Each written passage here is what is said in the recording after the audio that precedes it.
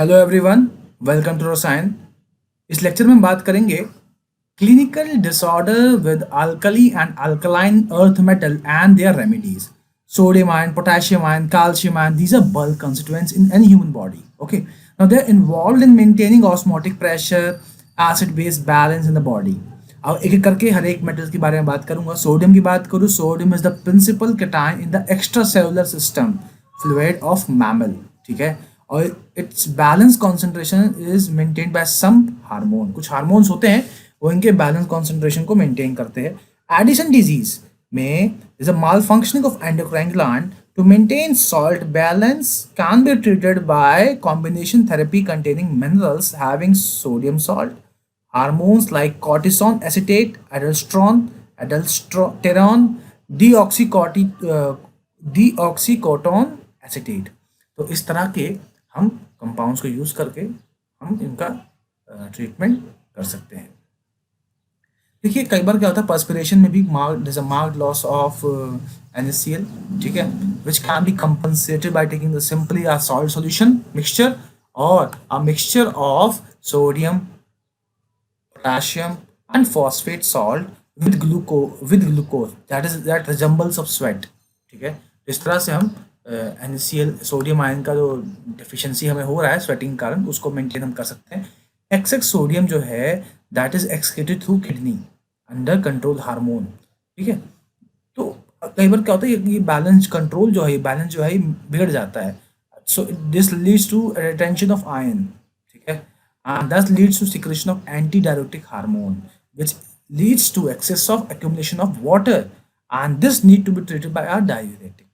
ठीक है, पोटेशियम की बात करूँ, पोटेशियम आयन इज अगर मैं किसी हेल्दी बॉडी की बात करूँ तो उसमें 400 मिली इक्विवेलेंट के अराउंड होता है, इतना होता है पोटेशियम आयन। इसमें से 70 मिली इक्विवेलेंट जो है that is present in as a extra cellular fluid. ठीक है, potassium ion concentration in serum is balanced by homeostatic control। ठीक है, लेकिन ये उतना ज़्यादा इफेक्टिव नहीं है एज इन सोडियम और ग्लूकोज। ठीक है, सो पोटेशियम आयन का जो लॉस है इसके वजह से हाइपरकैलेमिया और हाइपोकैलेमिया होता है। ठीक है, इसको रोकने के लिए renal mechanism is very effective and that helps in controlling hyperkalaemia and hypo, but hypokalemia में नहीं है ये, हाइपोकैलेमिया में renal mechanism is not effective. ठीक है, ये एक इंपॉर्टेंट पॉइंट है, इसको हमें याद रखना होगा। Potassium ion is responsible for proper functioning of heart. ठीक है, तो इसके कारण कार्डियक फेलियर्स भी होते हैं and it can easily be seen on the electrocardiogram. जब पोटेशियम आयन कॉन्सेंट्रेशन बैलेंस नहीं होगा तो इलेक्ट्रोकार्डियोग्राम में ये शो हो सकता है। ठीक है, हाइपरकैलेमिया कब होता है? When concentration exceeds 6 milli equivalent per litre, और हार्ट बीट रुक भी सकती है जब ये 10 मिली इक्विवेलेंट पर लीटर को क्रॉस कर जाता है। ठीक है, हाइपरकैलेमिया को हम ट्रीट कर सकते हैं by administering a drug orally, sodium polystyrene sulphonate. ये उसका स्ट्रक्चर है, इसको आपको याद रखना है, एग्जाम में बनाना भी है। Which is a cation exchange resin. तो this is a important drug which can be use to control hyperkalemia. देखिए हाइपोकैलेमिया की बात करूं तो so there is a deficiency of K+ cellular ion.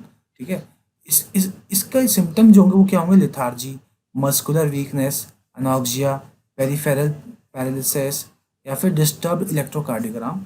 These can be seen in K+ ion deficiency. ठीक है, it arises due to renal disease. ठीक है, by use of diuretics like chlorothiazide, chlopamide, etc., which leads to preferential adsorption of sodium ion chloride ion and promote depletion of urine। Potassium ion की loss जो है वो vomiting से, gastric drainage से भी हो सकती है। इसको हम टैकल कर सकते हैं बाय इनटेक ऑफ KCl। ठीक है, लेकिन इसको देते वक्त हमें ध्यान रखना है कि KCl हम एक लिमिटेड अमाउंट में दें, क्योंकि excess of KCl can lead to cardiac failure. ठीक है, calcium is mainly present as, calcium की बात कर रहे हैं वैसे हम, कैल्शियम जो है जनरली इनसॉल्युबल फॉस्फेट या कार्बोनेट सॉल्ट में होते हैं। ठीक है, कैल्शियम जो बोन में होता है that is in dynamic equilibrium with the ionised and protein bound calcium. ठीक है, which is maintain by parathyroid gland and thyroid gland and vitamin D. ठीक है, वेरी इंपॉर्टेंट पॉइंट, ये अगर इक्विलिब्रियम बिगड़ जाए तो it can even decrease concentration of calcium in our bone.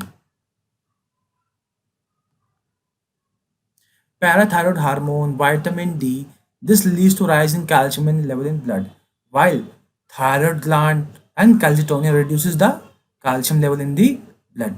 ठीक है, अगर कैल्शियम बैलेंस बिगड़ जाए तो इसमें क्या होता है, हाइपर कैलीमिया एंड हाइपोकैलीमिया। ठीक है, हाइपर कैलीमिया में क्या होता है, कार्डियक फेलियर हो सकता है, उसको हम रिड्यूस कर सकते हैं बाय यूजिंग कैल्सिटोनिन। ठीक है, but with care, again excess अगर कैल्शियम यूज किया जाए तो हाइपोकैलीमिया हो सकता है। हाइपोकैलीमिया को हम ट्रीट कर सकते हैं by injection of calcium chloride, calcium lactate, calcium लेवलिनेट।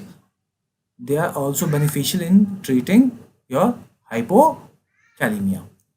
Vitamin D is also prescribed as it is important for calcium metabolism। You know, vitamin D calcium के absorption में रोल प्ले करता है, तो हम कैल्शियम को भी, विटामिन डी को भी यूज़ करते हैं कैल्शियम के एब्जॉर्प्शन को बढ़ाने के लिए। ठीक है, आई होप आपको अल्कली मेटल्स के जो रोल हैं वो समझ में आए। Thank you so much for watching this lecture. Take care.